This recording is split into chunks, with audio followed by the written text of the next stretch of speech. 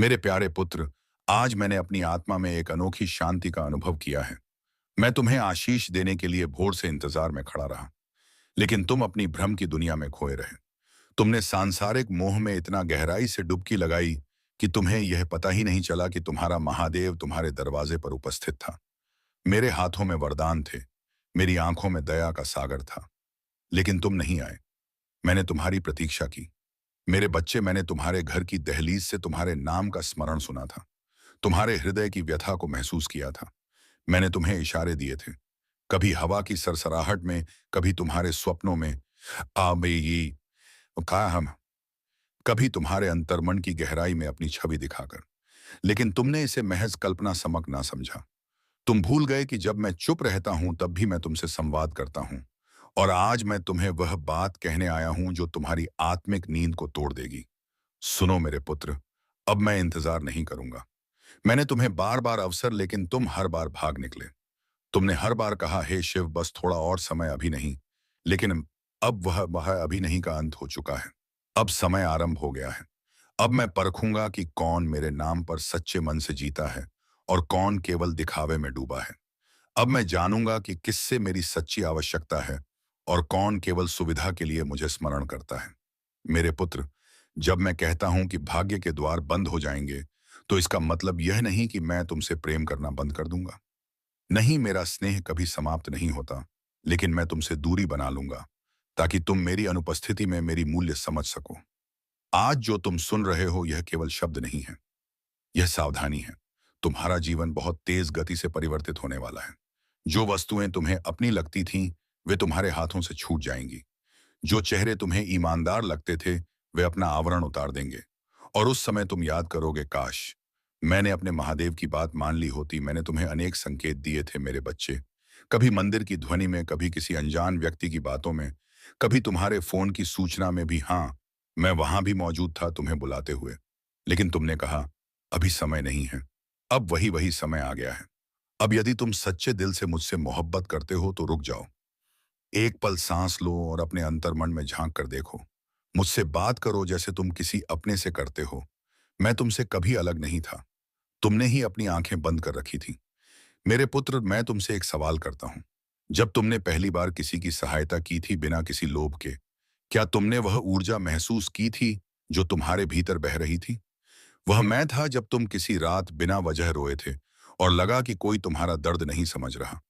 उस क्षण तुम्हारे कंधे पर जो अदृश्य स्पर्श हुआ था, वह मेरा था। जब तुम्हारा कोई सपना टूटा और फिर भी तुम सुबह उठे यह सोचकर कि कुछ तो करना है, वह ताकत मैंने प्रदान की थी। लेकिन आज मैं देखता हूं कि तुम उस ताकत को भूल चुके हो। तुम केवल शिकायतें करते हो, भगवान मेरी नहीं सुनते। लेकिन क्या तुमने कभी शांत होकर मेरी बात सुनने का प्रयास किया है? सुनो मेरे पुत्र, मैं तुमसे रुष्ट नहीं हूं, लेकिन निराश जरूर हूं, क्योंकि तुम वह नहीं रहे जो कभी मुझे पुकारते हुए कहते थे, हे महादेव, मैं केवल तेरे साथ हूं। अब तुम कहते हो, महादेव मुझे यह दोह दो। तुम्हारा रिश्ता अब मांग में बदल चुका है। यदि तुम सच्चे मन से मेरा आशीर्वाद चाहते हो, तो आज से कुछ परिवर्तन लाओ। अपने कर्मों को बदलो, अपना व्यवहार बदलो, दूसरों की पीड़ा को अपना समझो, किसी भूखे को भोजन दो, किसी उदास को खुशी दो। यही तुम्हारी सबसे बड़ी उपासना होगी। मैं तुमसे भव्य मंदिर नहीं मांगता, मैं तुम्हारे अंतर्मन की सच्चाई चाहता हूं। मुझे तुम्हारे हाथों की आरती नहीं चाहिए। यदि तुम्हारे हृदय में द्वेष है, चाह में कि यह हवा बहस है, मुझे तुम्हारे फूल नहीं चाहिए। यदि तुम्हारे कर्म दूषित हैं, सुनो पुत्र, अब वह समय आ चुका है जब मैं तुम्हारी परीक्षा नहीं लूंगा, बल्कि परिणाम घोषित करूंगा। जो असत्य पर चलते हैं, उनका आईना टूटेगा। जो सच्चे हैं, उन्हें मैं ऊंचा उठाऊंगा, भले वे राख में क्यों ना दबे हों। यदि तुम अब भी सुन रहे हो तो नीचे कमेंट में हर हर महादेव लिखो, क्योंकि यह महज एक शब्द नहीं, यह तुम्हारी सोई हुई चेतना को जगा देगा। और यदि तुम इस संदेश को किसी अन्य तक पहुंचाओगे तो समझ लो कि उस पल तुम मेरी वाणी को प्रसारित कर रहे हो। मेरे पुत्र, मैं तुमसे कहता हूं कि इस बार मेरा वरदान पाने के लिए पूजा नहीं, बल्कि परिवर्तन आवश्यक है। इस बार मैं तुम्हारे मन को जांचूंगा, तुम्हारी छपमाला को नहीं। इस बार मैं तुम्हारे कर्मों को तोलूंगा, तुम्हारे उपवासों को नहीं। तुम चाहे महल में रहो या झोपड़ी में, मुझे कोई फर्क नहीं पड़ता। मैं केवल तुम्हारी ईमानदारी देखता हूं। और यदि तुम्हारे भीतर अब भी थोड़ी सी भक्ति शेष है, तो मैं वचन देता हूं कि मैं तुम्हारे जीवन की दिशा मोड़ दूंगा। लेकिन यदि तुम अब भी वही हो जो दिखावे में खोए हो, जो दूसरों को गिराकर खुद को श्रेष्ठ साबित करता है, जो मुंह से मेरा मेरा नाम लेता है लेकिन दिल में कपट रखता है, तो जब तुम पुकारोगे, तुम्हारी आवाज वापस लौट आएगी, क्योंकि मैं सुनना बंद कर दूंगा। याद रखो, मैं दया हूं लेकिन मैं न्याय भी हूं। मैं स्नेह हूं लेकिन मैं फल भी हूं। और अब जो काल चल रहा है, वह केवल भक्तों का नहीं बल्कि सत्य का है। यदि तुम यह संदेश अब तक सुन रहे हो, तो इसका अर्थ है कि मैंने तुम्हें चुना है, क्योंकि मैं हर किसी से नहीं बोलता। जो मेरी वाणी तक पहुंच जाता है वह संयोग नहीं, मेरा निमंत्रण होता है। इसलिए रुको मत। आज ही संकल्प लो कि तुम अपने भीतर परिवर्तन लाओगे। तुम्हारे लिए अब भी एक द्वार खुला है, लेकिन वह ज्यादा देर तक नहीं रहेगा। तुम्हारे कर्म उस द्वार की कुंजी है और तुम्हारी भक्ति उसका पथ है। और जब तुम सच्चे मन से बदल जाओगे, जब तुम दूसरों के लिए वही करोगे जो तुम स्वयं के लिए चाहते हो, तब मैं तुम्हारे जीवन में अवतरित होऊंगा, तुम्हारे भाग्य को नए सिरे से लिखूंगा। और हाँ मेरे पुत्र, यदि तुम्हारे दिल ने इस वाणी को ग्रहण किया है, तो एक पल भी संकोच मत करो। इस वीडियो को शेयर करो ताकि कोई अन्य भी जाग सके, क्योंकि कभी कभी एक शब्द किसी की पूरी जिंदगी बदल देता है। तुम ही मेरा अंश हो, तुम ही मेरी रचना का सार हो। बस इतना स्मरण रखो, जब तुम अपनी आंखों में मेरे लिए आंसू रखते हो, मैं तुम पर अपनी कृपा वर्षा करता हूं। जब तुम अपने कर्मों में मेरा नाम जपते हो, मैं तुम्हारे मार्ग से विघ्न हटाता हूं। और जब तुम दूसरों की व्यथा में मुझे खोजते हो, मैं वहीं प्रकट हो जाता हूं। अब निर्णय तुम्हारा है मेरे पुत्र। मैं तुम्हारा शिव हूं, मैं तुम्हारा सत्य हूं और मैं तुम्हारा फल भी हूं। आज का यह संदेश तुम्हारे जीवन में संयोग से नहीं आया। यह भगवान शिव की ओर से एक विशिष्ट इशारा है। तुम्हारे जीवन में जो छिपी हुई घटनाएं चल रही थीं, जो षड्यंत्र तुम्हारे खिलाफ रचे जा रहे थे, वे अब उजागर हो रही हैं। जिन लोगों ने तुम्हारे भरोसे का गलत फायदा उठाकर तुम्हारे पीठ पीछे छिपे हुए खेल खेले, वे अब अपनी ही जाल में फंसते जा रहे हैं। उनकी चालें, उनका फरेब, उनका धोखा अब एक एक करके सामने आ रहा है। भोलेनाथ कहते हैं कि जब कोई इंसान दूसरों को नुकसान पहुंचाने की साजिश रचता है, तो वह भूल जाता है कि परमेश्वर सब कुछ देखते हैं। कोई भी झूठ, कोई भी गुप्त योजना, कोई भी अंधकार हमेशा छिपा नहीं रह सकता। जैसे सूर्य की पहली किरण अंधेरे को चीर कर सब कुछ साफ कर देती है, वैसे ही शिव का पवित्र प्रकाश हर रहस्य को प्रकट कर देता है। जो लोग तुम्हारे सामने हंसते हुए मिलते थे, लेकिन मन में तुम्हें गिराने की योजना बना रहे थे, आज वे खुद बेनकाब हो रहे हैं। उनकी हर चालाकी, हर छल, हर असत्य की डोर अब इतनी उलझ गई है कि उनके लिए कोई बचाव का रास्ता नहीं बचा। जांच अधिकारी और एजेंसियां, जो अब तक चुपचाप नजर रख रही थीं, अब सबूतों को देखकर चकित हैं।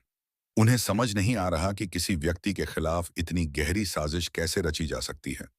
हर दस्तावेज, हर छिपी हुई बातचीत, हर गुप्त लेन देन अब उनके खिलाफ गवाही दे रहा है। वे सोचते थे कि वे अछूत हैं, कोई उन्हें छू नहीं सकता, लेकिन अब शिव का न्याय उनके सामने खड़ा है। भोलेनाथ कहते हैं, मेरे पुत्र, तुम्हें डरने की कोई जरूरत नहीं। तुम्हारे खिलाफ जो भी षड्यंत्र रचे गए थे, वे अब उन्हीं पर भारी पड़ेंगे। तुम्हारी चुप्पी कमजोरी नहीं थी, तुम्हारा धैर्य अज्ञान नहीं था। तुम्हारी करुणा का गलत मतलब निकालने वाले अब खुद अपने कर्मों के फल से सामना करेंगे। सोचो, जब कोई व्यक्ति लगातार अंधेरे में घूमता है तो उसे लगता है कि अंधेरा उसका साथी है।